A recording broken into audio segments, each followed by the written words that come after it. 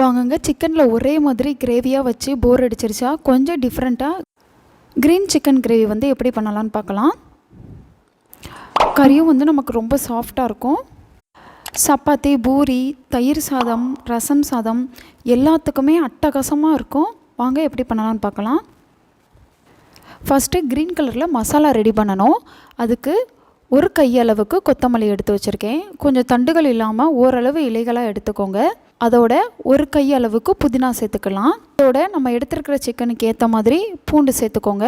பூண்டுக்கு ஏற்ற மாதிரி இஞ்சி சேர்த்துக்கோங்க. உரப்புக்கு பச்சை மிளகாய் தான் சேர்க்க போகிறோம். நான் 1/2 கிலோ சிக்கனுக்கு ஒரு 5 பச்சை மிளகாய் சேர்த்துருக்கேன். இதுவே காரம் கொஞ்சம் தூக்கலாக தான் இருந்துச்சு. அப்புறம் ஒரு 1/4 ஸ்பூன் போல் மிளகு.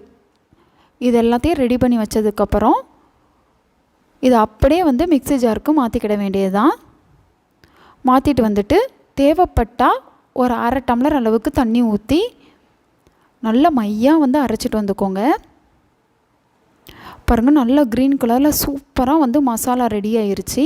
இப்போ நம்ம எடுத்துருக்கிற சிக்கன் பீஸை நல்லா கழுவிட்டு வந்துட்டு இந்த அளவுக்கு வந்து துண்டுகளாக வந்து கட் பண்ணி வச்சுக்கோங்க. இதோட நம்ம அரைச்சி வச்சுருக்கோம்ல அந்த க்ரீன் கலர் பேஸ்ட் அதை வந்து சேர்த்துக்கலாம். சேர்த்ததுக்கப்புறம் கொஞ்சமாக தண்ணி ஊற்றி அந்த மிக்ஸி ஜார் அலசி அந்த தண்ணியும் சேர்த்துக்கலாம். 1/4 கப் அளவுக்கு தயிர் சேர்த்துக்கோங்க. ஒரு 1/2 எலுமிச்சம்பழம் எடுத்து பிழிஞ்சு விட்டுக்கோங்க. எலுமிச்சம்பழம் ஸ்கிப் பண்ணாமல் சேர்த்துக்கோங்க. அதுதான் அந்த புதினா கொத்தமல்லியில் இருக்கிற பச்சை வாசம் அந்த நெடித்தன்மை எடுத்துட்டு நம்மளுக்கு பேலன்ஸ் ஆகும். சிக்கனில் உப்பு பிடிக்க கொஞ்சமாக உப்பு சேர்த்துக்கோங்க. மஞ்சள் தூள் சேர்த்துக்கோங்க. இப்போ இது எல்லாத்தையும் நல்லா கலந்து விட வேண்டியது தான்.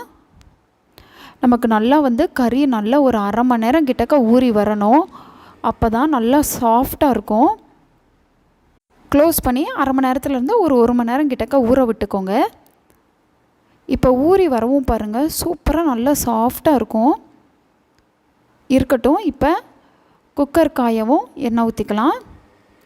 எண்ணெய் காயவும் 2 பெரிய சைஸ் பல்லாரி வெங்காயம் சின்ன சின்னதாக கட் பண்ணி வச்சுருக்கேன், அது சேர்த்துக்கலாம். பல்லாரி வெங்காயம் கொஞ்சம் குட்டியாக இருக்குது அப்படின்னா ஒரு 4லேருந்து 5 கூட நீங்கள் சேர்த்துக்கோங்க.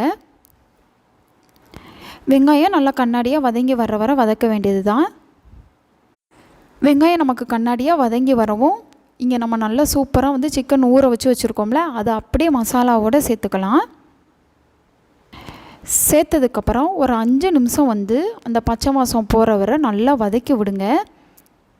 நல்லா அந்த இஞ்சி பூண்டு பேஸ்ட்டோட நெடிவாசம் எல்லாம் போனதுக்கப்புறம் இதோட கொஞ்சம் ஃப்ளேவராக இருக்கிறதுக்காண்டி கொஞ்சமாக மிளகாய்த்தூள் சேர்த்துருக்கேன். அடுத்து சீரகத்தூள் சேர்த்துக்கலாம். அடுத்து மல்லித்தூள் சேர்த்துக்கோங்க. அவ்வளோதான். இது எல்லாத்தையும் நல்லா கலந்து விட வேண்டியது தான்.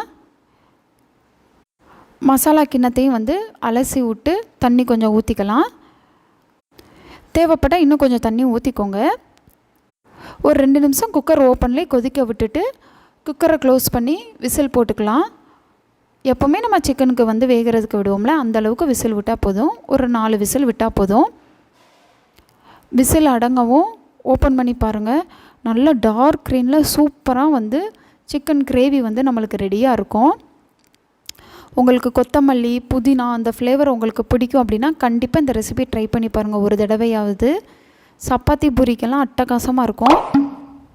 ஃபேஸ்புக்லேயும் இன்ஸ்டாகிராம்லேயும் ரவினா சமையலை ஃபாலோ பண்ணுங்கள். சேனலை சப்ஸ்கிரைப் பண்ணுங்கள். ஓகே, பாய்.